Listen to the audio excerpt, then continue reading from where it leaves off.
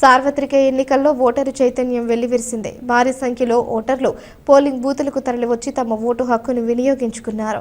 మండపేట నియోజకవర్గంలో ఎన్నడూ లేని విధంగా రికార్డు స్థాయిలో 87.06% పోలింగ్ నమోదైంది.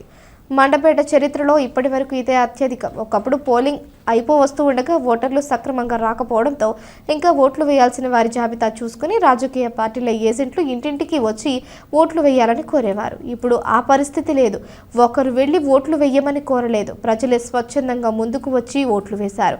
కొన్ని చోట్ల పోలింగ్ పూర్తయ్యేసరికి అర్ధరాత్రి 12 అయింది. అయినప్పటికీ ఓపిక్గా క్యూలైన్లలో నిలబడి ఓటు హక్కు వినియోగించుకున్నారు. భారీ భద్రత నడుమ పోలీసులు ఈవీఎం బాక్సులను స్ట్రాంగ్ రూమ్లకు తరలించారు. కాగా ఈసారి ఎక్కడ చూసినా సైకిల్ ప్రపంచం కనిపించింది.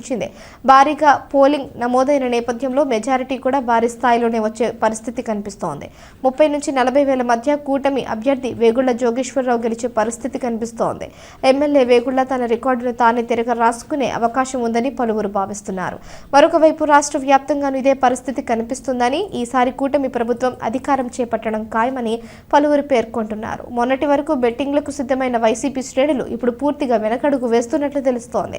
వీబీసీ అంచనా ప్రకారం రాష్ట్ర వ్యాప్తంగా 30కి లోపు సీట్లతోనే వైసీపీ సరిపెట్టుకోవాల్సి వస్తుందని భావిస్తుంది. ఏదేమైనా అసలు లెక్కలు తేలాలి అంటే మరొక 21 రోజులు వేచి చూడక తప్పదు.